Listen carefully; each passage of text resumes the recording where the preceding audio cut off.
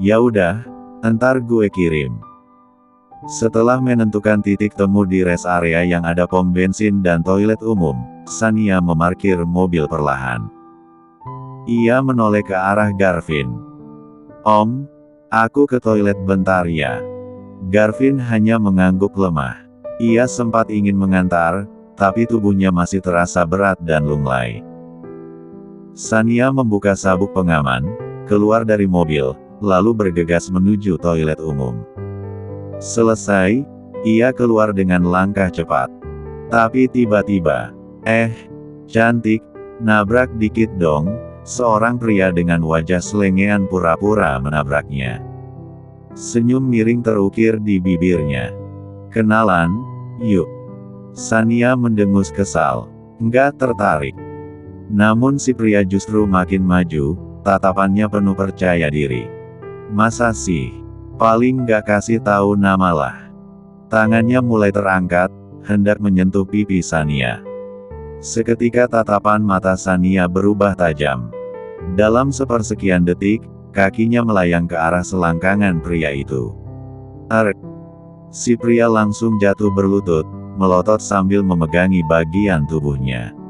Shania menunduk sedikit, menatapnya dengan wajah dingin. "Gue udah bilang nggak tertarik. Kalau lo maksa lagi, gue bikin lo nggak bisa berdiri selamanya." "Ampun." Pria itu hanya meringis kesakitan, tak mampu berkata-kata. Shania membalikkan badan, melangkah tenang menuju ke sebuah minimarket. Garvin bengong seperti anak ayam tersambar petir. Dia menelan saliva membayangkan Pedronya yang ditendang seperti pria tadi. "Ya Tuhan, Pedroku bisa remuk." Jadi ucapan Shania bukan cuma gertakan sambal. Dia benar-benar bisa melakukannya, gumam Garvin dalam hati. Shania keluar dari minimarket dengan kantong berisi makanan dan cemilan. Dia melambaikan tangan, senyum kecilnya merekah, melihat Garvin duduk di dalam mobil dengan wajah yang tiba-tiba kaku seperti patung. Garvin spontan menggeser tubuhnya, menempel di pintu mobil seakan takut kalau Shania menghilang. Wajahnya memerah, tangan gemetar ketika dia membuka pintu. Ada sesuatu di matanya yang membuat Shania menyipit, bukan malu biasa, tapi kecemasan yang terdalam. "Om, kenapa?" Shania bertanya, alisnya meruncing. Suaranya ringan seperti biasa, tetapi ada kekuatan lembut di baliknya. "Tidak apa-apa," jawab Garvin, sebuah kebohongan yang terdengar rapuh. Ia gagap sedikit, menolak menatap langsung. Shania duduk di kursi penumpang dan, seperti kebiasaan kecil yang membuatnya merasa berguna, membuka roti dan air mineral lalu menyerahkannya. "Makan dulu, Om," katanya. Terima kasih." Garvin menerima roti itu dengan tangan yang masih gemetar. Ia menggigit perlahan, mencoba menstabilkan napasnya. Keheningan jatuh seperti tabir. Suasana di dalam mobil terasa hangat, tetapi ada ketegangan yang tak tampak. Wajah Garvin menegang. Dia menelan beberapa kali seperti ada sesuatu yang menyangkut di tenggorokannya. "Maaf," ucap Garvin pelan, suaranya hampir seperti bisik. "Untuk apa?" Shania menatapnya, matanya dalam dan lekat. Di bibirnya muncul senyum tipis, senyum yang menenangkan, seperti selimut tipis pada malam badai. "Maaf, harusnya aku membelamu tadi. Tapi aku tidak bisa menggerakkan tubuh sama sekali. Rasanya aku suami yang tidak berguna." Kata-katanya keluar penuh penyesalan. Garvin menunduk, menutupi wajahnya sejenak. Shania mencondongkan tubuh, meletakkan tangan di lengannya. "Aku bisa jaga diri, kok. Jadi Om jangan cemas atau merasa rendah diri. Aku ngerti keadaan Om." Suaranya tegas namun lembut. "Kalau Om sehat, buktinya dulu rela ketimpa besi buat nolongin aku. Cowok kurang ajar seperti itu memang pantas aku kasih pelajaran. Siapa suruh tangannya mau asal pegang orang." Garvin tertawa kecil, nada sarkasme mengalir lewat celotehnya. Aku yakin tornado pria itu bengkak 1 bulan, selorohnya. Baguslah biar dia ngerem di kamar nggak bisa kemana-mana. Sania membalas sambil membuka tutup kopi kaleng dan meneguk sedikit. Pandangannya kemudian meluncur pada pria yang tadi ia hantam, tubuhnya sedang diangkat oleh 2 teman yang terlihat canggung. Ternyata dia bawa teman. Seandainya tadi temanya ikut-ikutan, rasanya pasti seru bikin tornado mereka bertiga kayak burung disiram air panas. Gerutu Sania sambil meremas kaleng, nada itu penuh kepuasan yang tak disembunyikan. Uhuk, uhuk. Garvin tiba-tiba terbatuk, roti yang ada di mulutnya membuatnya tersedak. Sania langsung menepuk punggung Garvin, refleks yang penuh perhatian. Pelan-pelan, makannya, katanya, tanpa panik. Mereka berdua tertawa kecil, kembali rileks. Sania melirik jam di dashboard. Sore mulai menipis, lampu-lampu kendaraan yang mulai menyala satu persatu. Dari kejauhan, Maya dan Narendra mendekat. Suara mesin mobil mereka menjadi latar yang jelas ketika pintu mobil Garvin sedikit terbuka. Kalian pulang kenapa enggak, ucapan Maya menggantung. Lalu dia menutup mulutnya, ekspresinya berubah antara kesal dan geli melihat adegan di dalam mobil. Jangan lihat, nanti otak lo tercemar. Teriak Maya, sambil menutup mata Narendra dengan 1 tangan dan membekap mulutnya dengan tangan satunya. Sania dan Garvin menoleh, wajah mereka merah padam. Mereka terlihat seperti pasangan yang ketahuan berbuat salah, padahal yang mereka lakukan hanyalah menumpahkan cinta yang sederhana. Suneo, angkut Om Garvin ke mobil lo. Biar gue yang nyetir mobil Om Garvin. Sergah Maya memberi instruksi pada Narendra. Narendra membuka pintu mobil tempat Garvin duduk. Dia mengulurkan tangan seperti pangeran yang sedang menjemput putri. Aku bisa jalan sendiri, gumam Garvin mencoba berdiri meski harus pelan-pelan. Lama kayak orang sunat. Maya dan Narendra memapak Garvin di kiri dan kanan kompak. Kalian. Geram Garvin hendak marah namun Sania sudah memberi tatapan tajam. Bener-bener ya lo berdua. Mentang-mentang pengantin. Gue sama si Suneo cemas setengah mati. Kalian berdua lagi asik cipokan di dalam mobil, gerutu Maya sambil menepukkan tangan seakan menegur. Sania mengunyah snack santai. Namanya juga terbawa suasana. Lagian gue sama Om Lo itu pasangan halal. Jadi kita mau cipokan atau? Naninu juga nggak akan ada yang negur. Ya nggak di mobil juga kali, sungut Maya dengan nada sinis manis khasnya. Di mobil Maya, suasana memang berisik. Sementara di mobil Narendra, sebaliknya hening dan canggung. Garvin menutup mata, tangan dilipat di dada, mencoba meredam rasa yang berputar. Kacang-kacang. Celoteh Narendra untuk memecah suasana, mencoba jadi lawan bicara yang ceria. Kamu cocok jualan asongan, sahut Garvin tanpa membuka mata, nada sarkastisnya kembali. Akhirnya ada yang respon juga. Kirain yang gue bawa mayat hidup, Narendra tertawa kecil. Tidak lucu, Garvin balas, lalu kembali memejamkan mata. Siapa juga yang ngelawak? By the way, kenapa Om sama Sania pulang dadakan? Bulan madunya nggak sesuai ekspektasi ya? Atau jangan-jangan? Narendra melirik ke bawah, nadanya tak senonoh tapi dipaksakan jenaka. Garvin mendengus, memukul kepala Narendra ringan. Jangan bilang kalau kamu juga percaya omongannya Maya. Ya gitu deh, Narendra tertawa canggung, lalu matanya tak bisa lepas dari kaca spion juga. Ketegangan meningkat karena ada sesuatu di tepi jalan mobil hitam yang mengikuti. Garvin mengernyit, menatap lebih lama. Ada 2 orang di dalam mobil itu, samar-samar, tapi cukup untuk membuat kulit belakang lehernya meremang.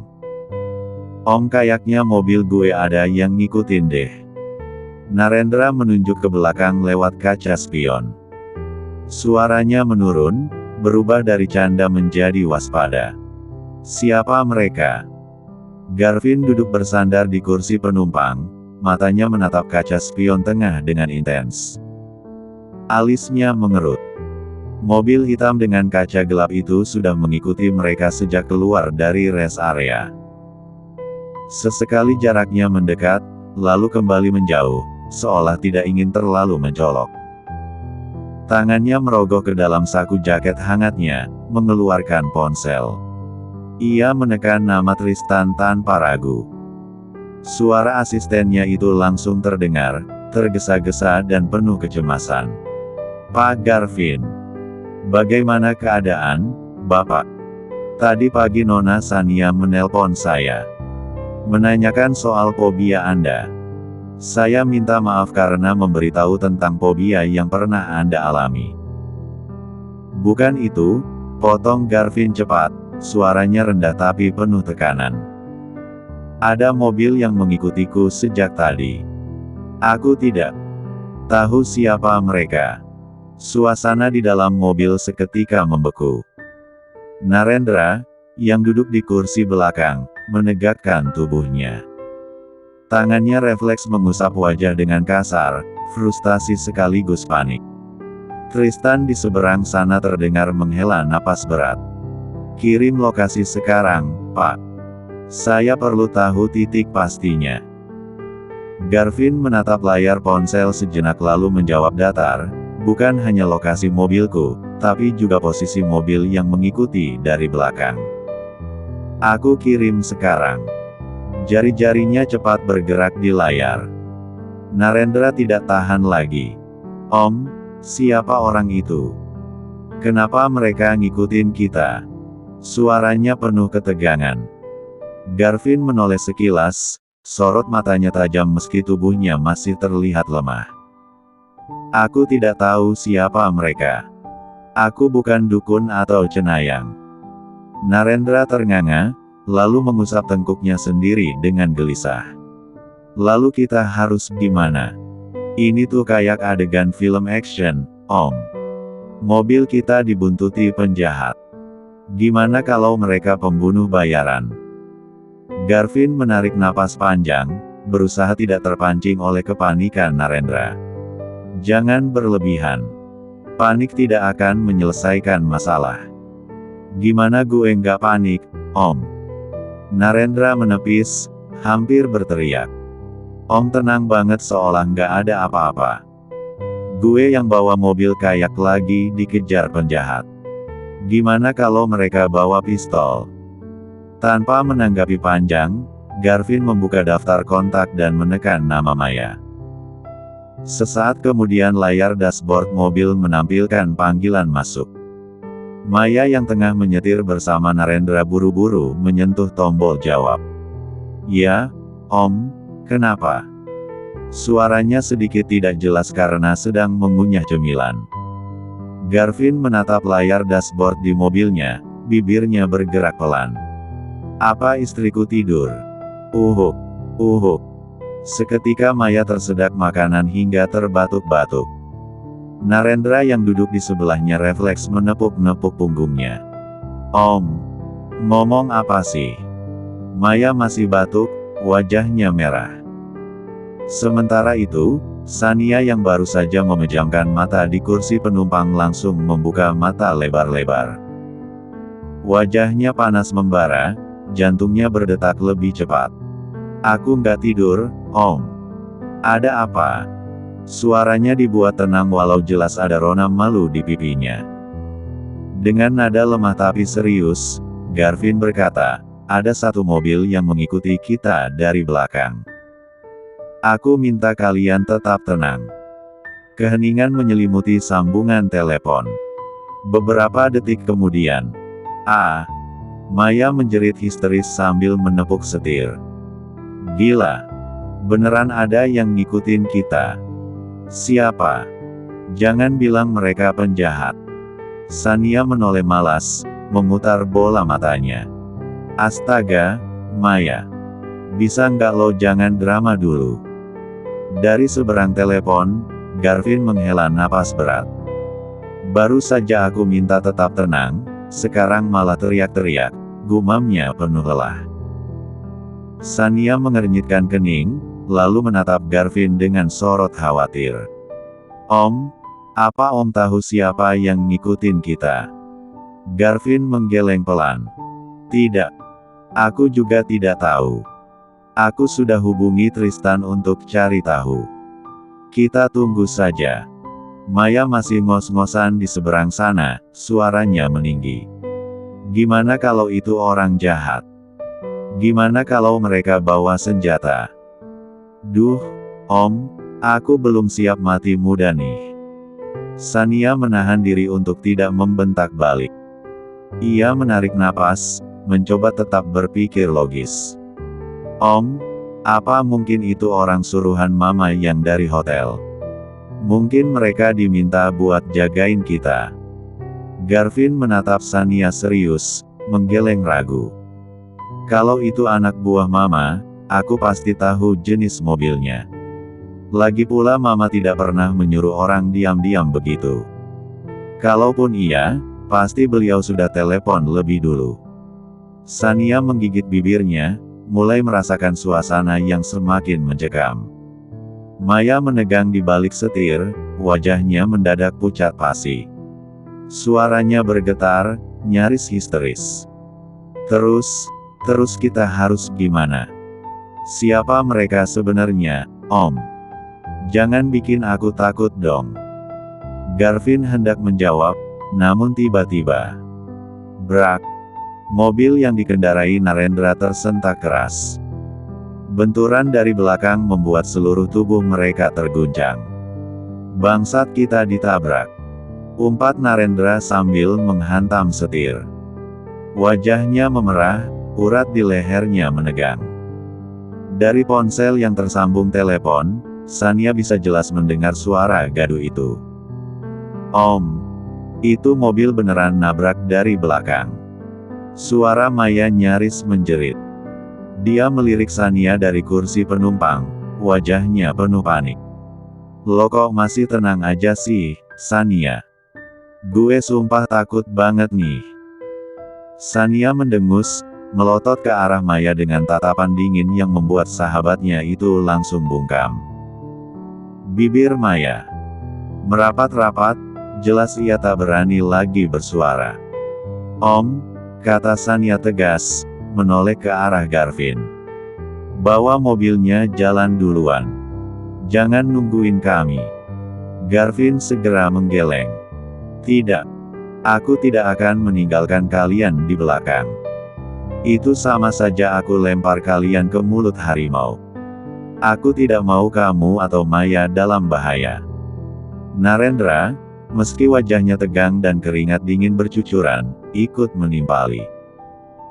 Bener tuh, Om. Gue yang harus maju di depan. Bagaimanapun juga, kita laki-laki. Kita yang mesti jagain perempuan. Kalimatnya terdengar gagah tapi kedua kakinya yang gemetaran di bawah kemudi jelas mengkhianati dirinya sendiri. Sania melirik papan petunjuk jalan di tepi tol. Matanya langsung fokus. Dengar. Beberapa meter di depan ada rest area. Kita ke sana aja. Ada banyak orang di sana. Mereka nggak mungkin berani macam-macam. Garvin membuka mulut hendak menanggapi, namun lagi-lagi. Brak. Mobil Narendra ditabrak lagi, kali ini lebih keras dari sebelumnya. Tubuhnya terhuyung ke depan lalu terhempas dari sandaran kursi. Setan! Teriak Narendra, emosinya meledak. Tangannya mencengkeram setir erat, wajahnya merah padam. Mereka pikir gue mainan apa? Sumpah pengen gue tabrak balik tuh mobil. Cukup. Suara Sania meninggi, tegas dan tak bisa dibantah. Narendra, maju. Biar Gur yang di tengah. Ngerti? Buru jangan kelamaan. Narendra dan Garvin saling bersuara hampir bersamaan. Tidak. Namun Sania membentak lebih keras. Ikuti perintah tanpa banyak protes. Kalau kalian gak bisa kerja sama, kita semua bisa celaka. Suasana hening sesaat. Bahkan Maya yang biasanya banyak komentar hanya bisa menatap Sania dengan mulut terkatup rapat. Mata Sania bergeser ke arah Maya. Ia mendesis dengan nada dingin. Lo lebih suka kucing-kucingan atau suka nabrak orang? Maya yang masih ketakutan spontan menjawab sewot, suka nabrak orang lah. Apalagi kalau cowok brengsek yang suka PHP-in cewek. Narendra yang mendengarkan ucapan Maya mengernyit bingung. Apa maksud pertanyaan itu, Sania? Kenapa tiba-tiba bahas kucing atau nabrak orang? Sania tidak menjawab. Senyumnya tipis, misterius.